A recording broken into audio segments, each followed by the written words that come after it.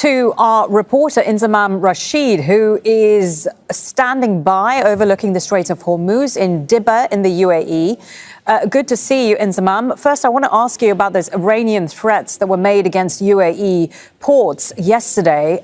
Do you have any updates? Have any of those ports been attacked?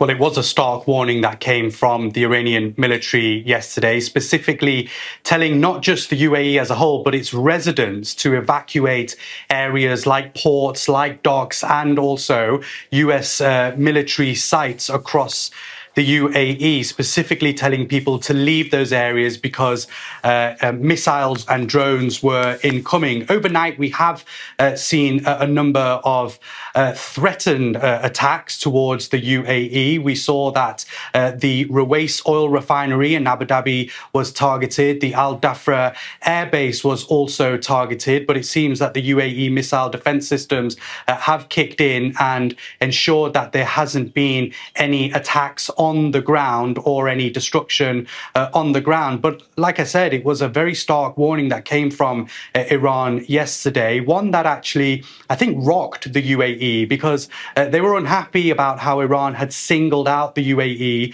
from the rest of the Gulf, suggesting that those attacks were coming. We saw in the early hours of yesterday a port in Fujairah, one of the largest ports in the world, was targeted by the Iranian military. On two occasions, there were two drone attacks to that port just a few kilometers south of where I am currently on the entrance of the Strait of Hormuz. And that's a very strategic port there because whilst the Strait of Hormuz remains closed, and we know around 20% of the world's oil usually passes through here, 20 million barrels a day, that specific port has been doing a lot of the heavy lifting. It bypasses the Strait of Hormuz. And so all the production, all the storage that goes on there has been incredibly important over the last couple of weeks. But after that huge attack yesterday, any production and any operations there have actually stalled. And still today, we can see smoke billowing out of a couple of fuel tankers which were targeted.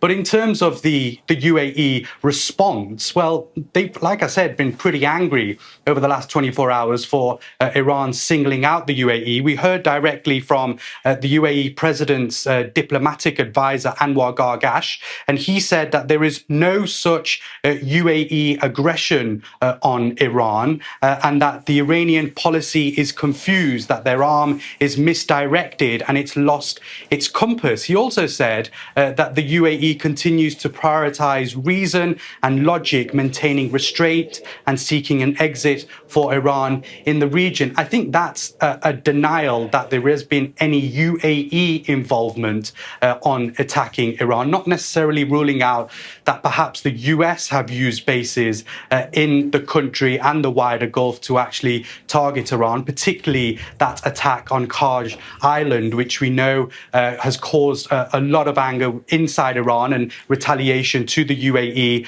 as a result. I think tonight or today and last night in particular, the UAE was feeling that there was a lot of psychological warfare targeted at the UAE by Iran by sending this message, sending this rhetoric. But Iran has followed up. They have targeted some specific sites, and it looks like that targeting could continue throughout the day today and into the evening. It's often in the evening where we have seen Iran continue their attack towards the UAE. And I think you've also got to remember as well that out of all of the Gulf countries, it has been the UAE that has been specifically targeted disproportionately by Iran. They've received over 2,000 missiles and drones, and they have also struck ports like Jebel Ali port, also the Al Ruwais refinery up in Abu Dhabi, and of course some of the busiest airports in the world, from Abu Dhabi to Dubai airport. So the UAE is on high alert. They are anticipating further strikes from Iran, and I think there is a real sense of anger within the UAE government that Iran is singling them out. Okay, thank you so much for your reporting. Inzamam Rashid reporting that from Dibba in the UAE.